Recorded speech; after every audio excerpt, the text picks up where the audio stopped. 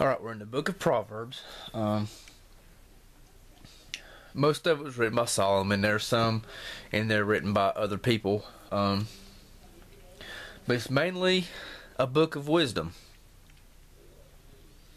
A lot of it is a book of common sense. Especially when you're wanting advice for everyday life. Just read the book of Proverbs. And it'll give you understanding. It'll make you think. Because Proverbs is a book of wisdom. And wisdom is the fear of the Lord, according to Proverbs. And understanding the ways that you should walk in your life.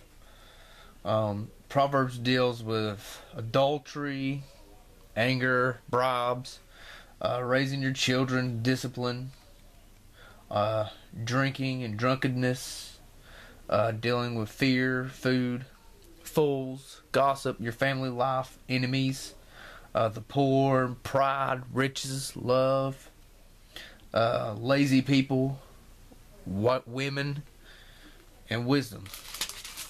And basically what I did is, you've got 31 chapters in Proverbs. And I've read it, and I went through and just circled some verses that stood out to me, and I'm just going to tell you them verses and just kind of get through it for you. And like I said, I encourage you to read Proverbs. And they just make you think, really. The first one, to know wisdom and instruction, to perceive the words of understanding. And that's Proverbs, and why, that will help you understand and receive instruction. The fear of the Lord is the beginning of knowledge, but fools despise wisdom and instruction. And that's the truth today. The fear of the Lord is the beginning of knowledge, but fools despise wisdom and instruction.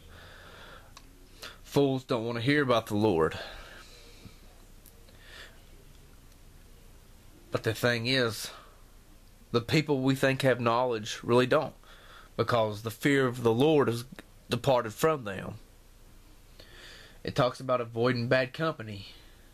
It talks about people, says their feet run to evil and make haste to shed blood, to do people wrong, to kill people, to rob. We've got a lot of that going on. How long, ye simple ones, will you love simplicity? And the scorners delight in the scorning, and the fools hate knowledge. And that's the question today in life, and people around us today in this generation. How long will you love simplicity? How long will you scorners delight in scorning? And how long will you fools hate knowledge? Because there's going to be a time, it says, then shall they call upon me, but I will not answer. They shall seek me early, but they shall not find me. For they hated knowledge and did not choose to fear the fear of the Lord. There's going to be a time when you're not going to be able to call on the Lord. There's going to be a time when you're going to seek Him and He's not going to be found. For now, you can seek Him and He'll be found, but there's going to be a time where He's not going to be found.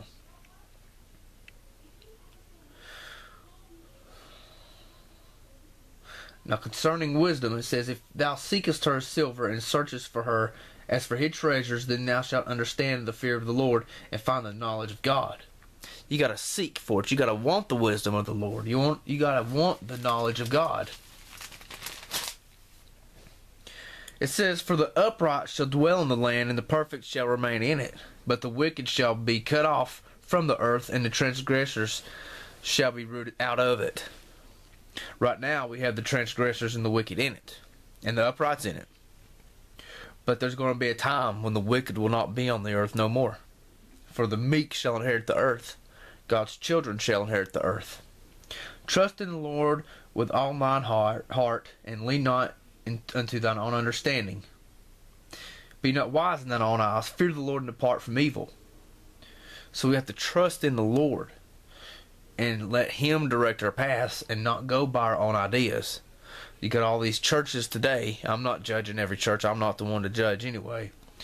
But they have their own ideas, their own understanding, their own belief system, their own legalistic views and standards you have to live by, their own understanding. And the fear of the Lord. It says the fear of the Lord, and be not wise in your own eyes. Happy is the man that findeth wisdom, and the man that getteth understanding. For the merchandise of it is better than the merchandise of silver, and the gain thereof than fine gold. She is more precious than rubies, and all things thou canst desire are not to be compared unto her. And that's talking about finding wisdom and understanding. But the main thing is when you are looking for wisdom and understanding, you find Christ. See, when you have Christ, He is better than gold and silver and all the fine treasures of this world. Nothing can be compared unto Him.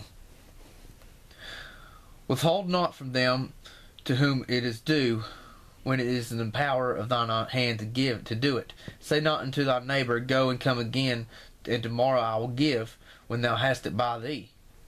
Strive not with a man without cause, if he have done thee no harm. And this is talking about giving. If you are able to give to somebody who's lacking, then give. I mean, help people out. But if they're lacking for their own faults and their own purposes and just being stupid and blowing money and all that, then I wouldn't give nothing to them. But if it's someone literally poor, not going to drink and booze up the money or food, if you got it, give. And instead, don't start trouble with nobody if they haven't done nothing to you. You got a lot of people egotistical, trying to be tough, just starting to test people, and that's wrong. Surely he scorneth the scorner, but he giveth grace to the lowly. Basically, God's going to handle the wicked and give grace to the people that's lowly, humble. It says, Enter not into the path of the wicked, and go not to the way in the way of the evil man. Avoid it, pass not by it, turn from it, and pass away. So it's saying, don't go the ways that you see people going. Trust in God, and He'll show you your way. Ponder the path of thy feet, and let thy ways be established. Think before you do stuff. Think ahead. Don't just jump and do something. You have to think ahead and pray about it. Don't just go for it. Now this is forsaken lust. For the lips of a strange woman drop as a honeycomb, and her mouth is smoother than oil. But her end is bitter as wormwood, sharp as a two-edged sword. Her feet go down to death, and her steps take hold on hell. This is a lot of women today. You see Hollywood, and you see all these women in the music videos, and the women is in the movies and on TV, showing themselves and trying to look all good, but their way is destruction. Because with a woman like that, the way women carry themselves today, how are you going to have a relationship of trust? And a child being raised up by that woman, it's destruction. And plus, you see a lot of mentions of the pit, hell, death, the grave in this book also. It says, For the ways of man are before the eyes of the Lord, and He pondereth all His goings. It means everything we do, God sees us do it. He sees our hearts and the reasons we do things. It says, Go to the ant, thou sluggard, consider her ways, and be wise. Which having no guide, overseer, or ruler, provideth her meat in the summer, and gathereth her food in the harvest. Talks about being lazy. Basically, if you want something, you got to work for it. I mean, look at the ant. They do their things. No one's telling them what to do. They just naturally do it to take care of themselves. And then you got people, it says, Give not to sleep thine eyes, nor slumber to thine eyelids. Saying don't sleep all day, get up and work. And that's my biggest weakness is sleep, because I love my pillow, I love my bed, and I love to sleep. It says, Frowardness is in the heart. He deviseth mischief continually. He soweth discord. A proud look, a lying tongue, and hands that shed innocent blood. A false witness that speaketh lies, and he that soweth discord among brethren. Basically, wicked people devise mischief continually. They are proud. They lie. They do what they got to get by, and if it's legal, illegal, whatever. They sow discord among people. They talk lies. They gossip. You got a lot of gossipers today. You got a lot of proud looks today, thinking they're all this and all that, when really they're nothing. Can a man take fire in his bosom and his clothes not be burned? Can one go upon hot coals and his feet not be burned? Basically, if you play with things you ain't supposed to play with in your life, you're going to get burnt. And it's wrong. This is concerning adultery. Whoso committeth adultery with a woman lacketh understanding. He that doth it destroyeth his own soul. You know, if you mess around with a woman and you're married, or she's married, it's going to burn you eventually. And it's talking about avoiding the harlots, sluts, fast women, prostitutes. They have a subtle heart. They're loud and stubborn. Her feet abide not in her house. You got a lot of women that's loud and stubborn today. You know, and I mean, it's one thing women have an opinion, but then they get, I'm independent, blah blah blah. I ain't taking nothing from nobody. Loud and stubborn. Ain't nobody tell me what to do. I got a mind of my own. Yep, sure do. Says her house is the way to hell, going down into the chambers of death. Says the fear of the Lord is to hate evil, pride and arrogancy, and the evil way, and the froward mouth do I hate. Somebody talks too much.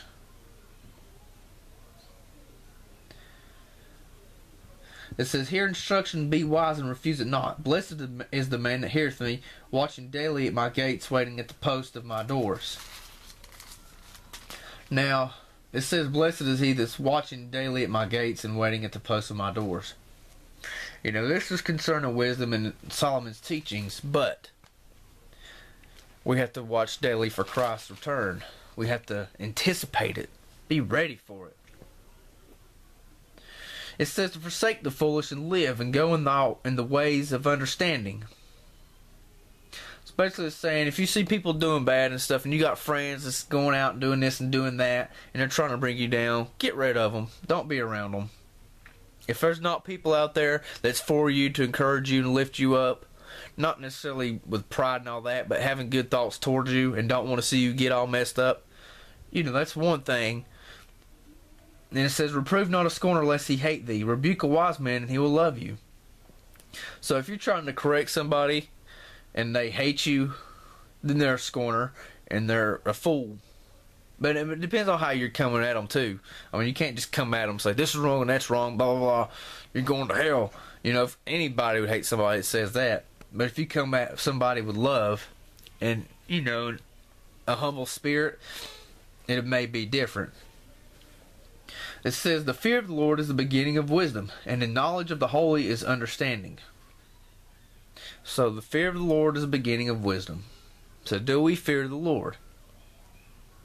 It says, now this is one thing, it's repetitive in this book too. It says, a wise son maketh a glad father, but a foolish son is heaviness to his mother. Rebellious children. Thus says, the Lord will not suffer the soul of righteousness to famish, but he casteth away the substance of the wicked. He becometh poor that dealeth with the slack hand, but the hand of the diligent maketh rich. Now this is two ways. Because if you're a slack hand, you're going to be poor. If you're lazy, you're going to be poor. And it comes to work and being lazy, or being poor of the knowledge of God from being lazy and not seeking it. But if you're working hard, you're going to come up in the world. And if you're working hard to seek God, then you're going to be rich in wisdom and understanding. Blessings are upon the head of the just, but violence covereth the mouth of the wicked. As the whirlwind passeth, so is the wicked no more, but the righteous is an everlasting foundation. If we're covered in the blood of Christ, we are righteous, whether we fall or not, and we have an everlasting foundation. The righteous shall never be removed, but the wicked shall not inhabit the earth. Riches profit not in the day of wrath, but righteousness delivereth from death. It don't matter what you've got, what your possessions are, when it comes time of the end and the final judgment, they're going to be gone. When you die, they're going to be gone. But righteousness delivereth from death. Righteousness is the blood of Christ. He that is void of wisdom despiseth his neighbor, but a man of understanding holdeth his peace. Basically, you see people fussing around, talking this and talking that, and starting stuff. You know, if you have wisdom, then you're just going to hold your peace. There's a time to fight and a time just to let stuff go by and let it go in one ear and out the other. A gracious woman retaineth honor, and a strong man retaineth riches. You got good women out there, and you got bad women, basically. And, basically, it's saying, gracious woman, quiet, not one running her mouth all the time. Retaineth, let's see. She can win honor. Retaineth honor, gracious woman. A good woman that ain't got no mouth and all this and all that like they're out carrying herself today. He that trusteth in his riches shall fall, but the righteous shall flourish as a branch. So you can't trust in your possessions. There's only one possession to trust in, and that's the blood of Christ, which has been applied on our lives, if we have called upon him. A virtuous woman is the crown to her husband, but she that maketh ashamed is as rottenness to his bones. A virtuous woman, a good woman. And a good woman is hard to find. But then today, good men are hard to find too. The way of a fool is right in his own eyes, but he that hearkeneth unto the counsel of the wise. So you got people, once again, people in their own understanding, their own eyes, their own ideas, their own beliefs, their own faith, instead of seeking the true King and him leading your paths. See, we don't lead our paths and seek him ourselves. A lot of us just take word from mouth of what the preacher says, what the Sunday school teacher says, and just go on with that instead of searching it ourselves. He that keepeth his mouth keepeth his life, but he that openeth wide his lips shall have destruction. The soul of the sluggard desireth and hath nothing, but the soul of the diligent shall be made fat.